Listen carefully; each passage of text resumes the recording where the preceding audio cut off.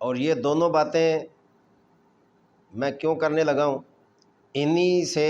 انسان گمراہ ہوتا ہے اور انہی سے انسان کو ہدایت ملتی ہے۔ گزشتہ چند دن پہلے انجینئر مرزا کی اکیڈمی میں ایک ہنگامہ برپا ہوا تھا، جس پر اس کے ایک چاہنے والے نے سوال کیے تھے، یہ جو کتابیں لکھی گئی ہیں یہ بھی تو انسانوں نے لکھی ہیں۔ وہ سوال کرنے والا بھی بے دین لگتا ہے اور منکر حدیث معلوم ہوتا ہے کہ اس بندہ خدا کو یہ نہیں پتہ کہ کتابیں لکھنے والے انسان تو ہیں، اس میں تو کوئی شک نہیں۔ اگر کتابیں لکھنے والے انسان ہیں تو اس کا مطلب یہ تھا کہ انسانوں سے غلطی ہوتی ہے، انسانوں سے خطائیں ہوتی ہیں، گناہ ہوتے ہیں، تو پھر انسانوں نے یہ کیوں لکھا ہے؟ اس محترم کا بھی دماغ ٹھیک ہونے والا ہے، اور جس سے وہ سوال پوچھ رہا ہے وہ تو ماشاءاللہ صرف فتنہ ہی نہیں، فتنہ گڑھ ہے۔ جو اس نے حدیث اور قرآن کی تشریح کی ہے وہ سمجھتا ہے کہ میری تشریح حرف آخر ہے، جو میں حدیث کا مطلب بیان کروں وہ حرف آخر ہے۔ تو جب انسان اس سوچ تک پہنچ جاتا ہے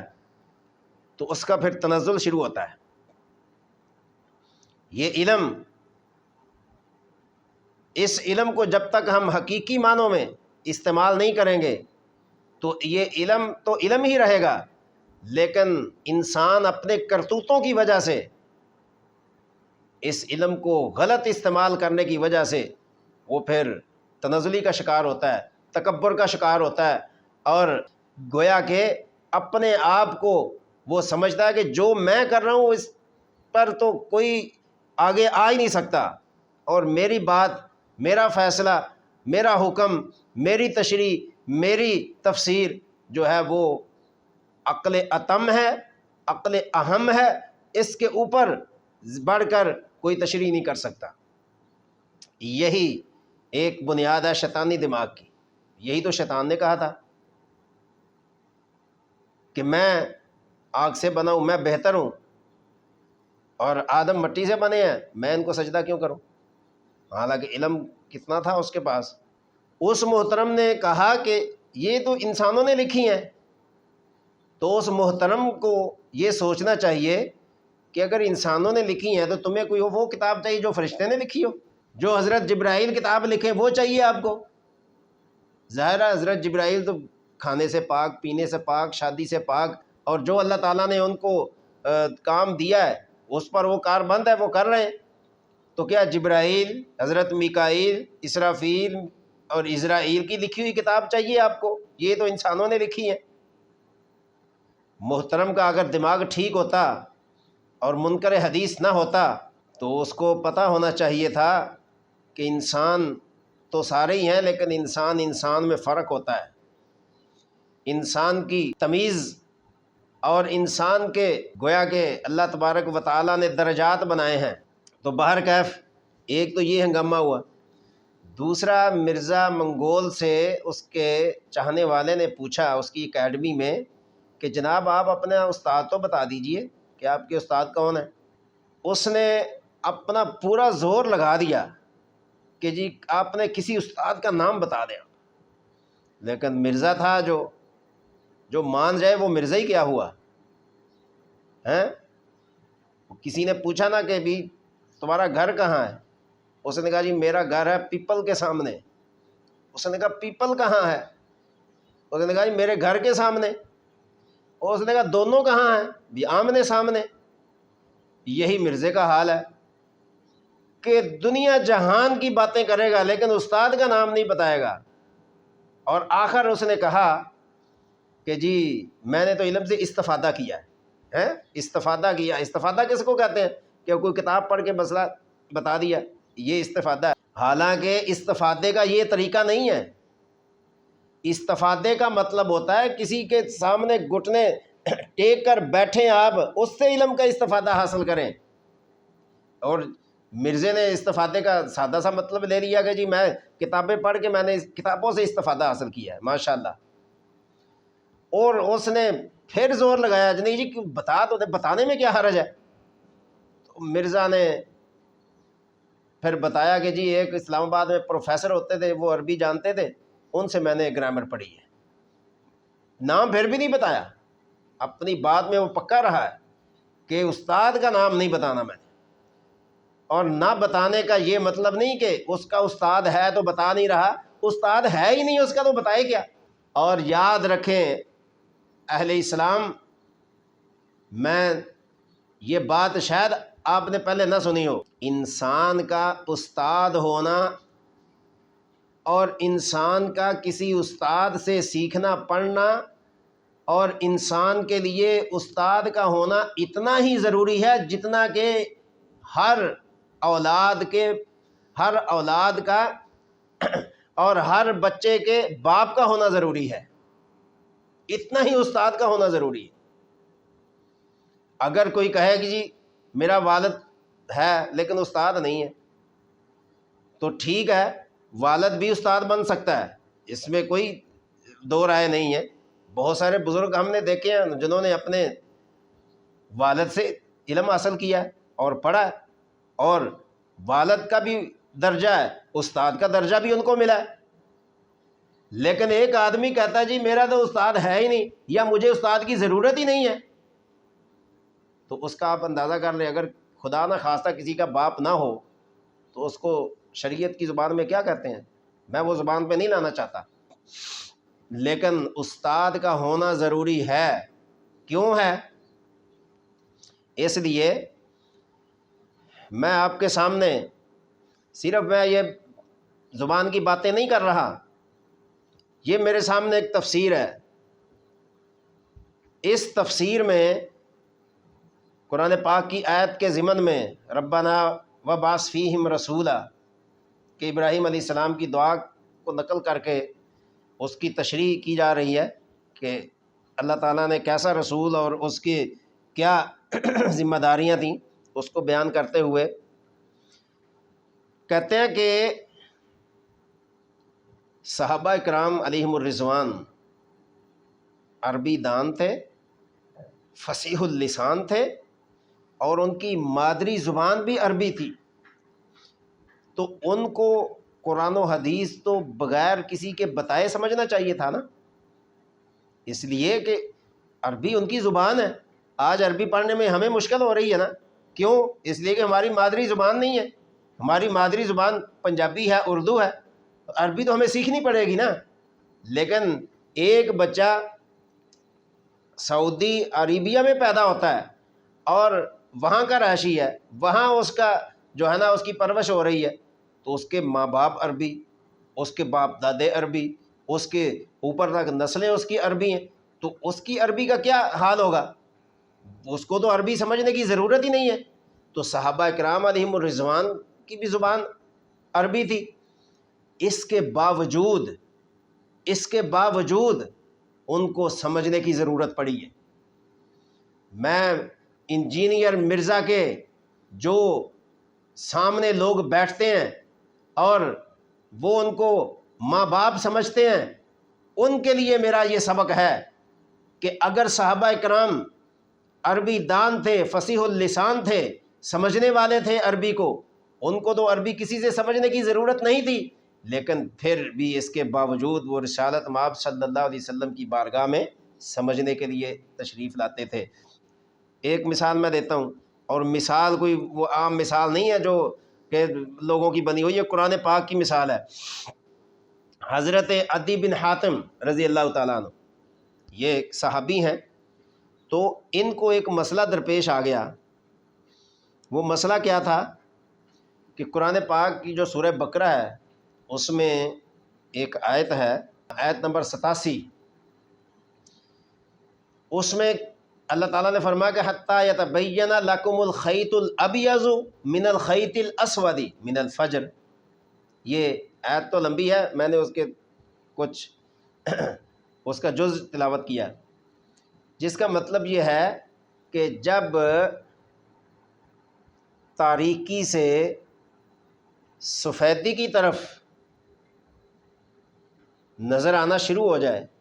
یعنی رات کی تاریکی گزر جائے اور سفیدی آ جائے، اس کا مطلب جو ہے نا حضرت عدی بن حاتم رضی اللہ عنہ کو سمجھ نہیں آ رہا تھا، اور ان کا جو طریقہ کار تھا، میں زیادہ تو نہیں اس کے، صرف میں اپنے موضوع کے متعلق جو بات ہے وہ کرنا چاہتا ہوں۔ مسئلہ یہ ہے کہ جب رمضان کی سحری ہوتی ہے، آج تو بہت سارے اپنا آلات ہیں اہل اسلام کو جگانے کے لیے، مسجدوں میں اعلان بھی ہوتے ہیں، ویسے بھی لوگ ایک دوسرے کو جگا دیتے ہیں سحری کرنے کے لیے۔ اس وقت کوئی خاص انتظام نہیں ہوتا تھا ابتدائی اسلام کے دور میں، تو یہ جو صحابی تھے ان کو اس آیت کا مطلب نہیں سمجھ آ رہا تھا، حالانکہ یہ عدی بن حاتم رضی اللہ عنہ یہ بہت بڑے شاعر بھی تھے اور عربی زبان میں شاعری کرتے تھے، اور ان کو اللہ پاک نے بڑی صلاحیت دی تھی، اس کے باوجود یہ آیت کا مطلب نہیں سمجھ سکے۔ ہوتا یہ تھا کہ سحری کھاتے کھاتے سحری کو ختم کب کرنا ہے،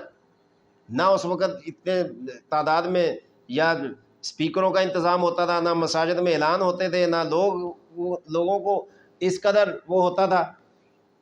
تو سحری ختم کرنے کا جو اللہ تعالیٰ نے حکم دیا ہے وہ ہے کہ جب رات کی تاریکی گزر جائے اور سفیدی یعنی صبح صادق جس کو کہتے ہیں وہ ظاہر ہونی شروع ہو جائے تو سحری کھانا بند کر دیتے تھے۔ اور بعض ایسے صحابہ بھی تھے، تفسیر ابن کثیر میں یہ بات لکھی ہے کہ حضرت سہل بن سعد رضی اللہ تعالی عنہ، ان کا جو طریقہ کار تھا، انہوں نے 2 دھاگے رکھے ہوئے تھے، اور ان لفظوں کا ایک معنی یہ بھی ہے کہ جب جو سیاہ دھاگا ہے، سیاہ دھاگا جس کو دھاری کہتے ہیں، وہ گزر جائے اور سفید دھاگا نظر آنا شروع ہو جائے تو اس وقت آپ سحری کھانا بند کر دیں۔ تو حضرت سہل بن سعد رضی اللہ تعالیٰ عنہ نے 2 دھاگے باندھے ہوئے تھے پاؤں میں، انگلیوں میں، وہ دیکھتے رہتے تھے کہ جب سیاہ دھاگا نظر آنا شروع ہو جائے یا سفید دھاگا اور سیاہ دھاگے میں تمیز ہونا شروع ہو جائے کہ یہ سفید ہے یہ سیاہ ہے، دونوں کا فرق جب محسوس ہو جائے، معلوم ہو جائے، اس وقت سحری کھانا بند کر دیتے تھے۔ لیکن عدی بن حاتم رضی اللہ تعالیٰ عنہ نے یہ کیا ہوا تھا کہ یہ ان کو جب سمجھ نہ آئی تو رسالت مآب صلی اللہ علیہ وسلم کی خدمت میں یہ حاضر ہوئے اور آ کر فرمانے لگے کہ یا رسول اللہ صلی اللہ علیہ وسلم، یہ خیط ابیض اور خیط اسود اس کے بارے میں مجھے فرمائیے۔ تو اللہ کے نبی صلی اللہ علیہ وسلم نے فرمایا کہ آپ اس بارے میں کیا سمجھتے ہیں، کیا جانتے ہیں؟ تو حضرت عدی بن حاتم رضی اللہ تعالیٰ عنہ نے فرمایا کہ یا رسول اللہ صلی اللہ علیہ وسلم، میں نے تو 2 دھاگے اپنے تکیے کے نیچے رکھے ہوئے ہیں، ان کو میں دیکھتا ہوں جب ان کے اندر فرق محسوس ہونے لگتا ہے تو وہ میں سحری کھانا بند کر دیتا ہوں۔ تو رسالت مآب صلی اللہ علیہ وسلم نے فرمایا کہ عدی، تیرا تکیہ اتنا لمبا ہے جس میں دن بھی آ جاتا ہے، رات بھی آ جاتے ہیں اس کے نیچے۔ یہ ایک مزاحیہ الفاظ تھے جو رسالت مآب صلی اللہ علیہ وسلم نے فرمائے کہ تو نے 2 دھاگے گویا کے رکھے ہوئے ہیں، تو نے رات کو بھی تکیے کے نیچے، کیونکہ رات سیاہ ہوتی ہے، رات کو بھی تکیے کے نیچے رکھا ہوا ہے، دن کو بھی تکیے کے نیچے رکھا ہوا ہے، اور جب ان دونوں میں فرق کرتے ہو تو آپ کو پتہ چلتا ہے کہ یہ سحری کا وقت ختم ہو گیا۔ گویا کہ رات جو مشرق سے مغرب تک پھیلی ہوئی ہے اور دن جو جنوب سے شمال تک پھیلا ہوا ہے، وہ یہ دونوں اتنی بڑی چیزیں آپ کے تکیے کے نیچے آ جاتی ہیں۔ تو رسالت مآب صلی اللہ علیہ وسلم نے فرمایا کہ جو خیط اسود اور خیط ابیض ہے، اس سے مراد یہ ہے کہ رات کا جو اندھیرا ہے وہ گزر جائے اور سفیدی ظاہر ہونی شروع ہو جائے، من الخیط الاسود، یعنی سیاہی چلی جائے اور سفیدی آنا شروع ہو جائے، جس کو فقہ کی زبان میں کہتے ہیں کہ صبح صادق، یعنی جب نماز کا وقت، اذان کا وقت، جو فجر کی اذان ہے اس کا وقت شروع ہو جاتا ہے صبح صادق سے، اس سے مراد وہ۔ تو اتنے بڑے صحابی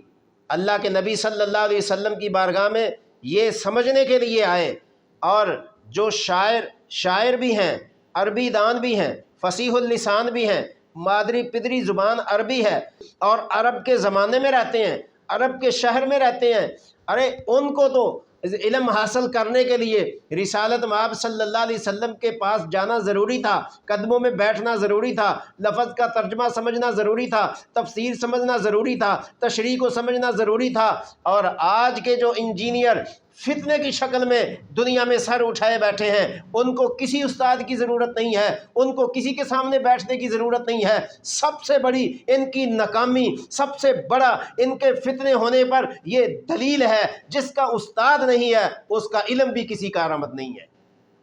اسی لیے تو یہ بونگیاں مارتے ہیں،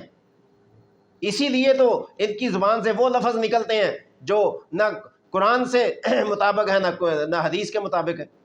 تو اس لیے اس بات کو سمجھنا ہوگا کہ جس شخص کا کوئی استاد ہی نہیں ہے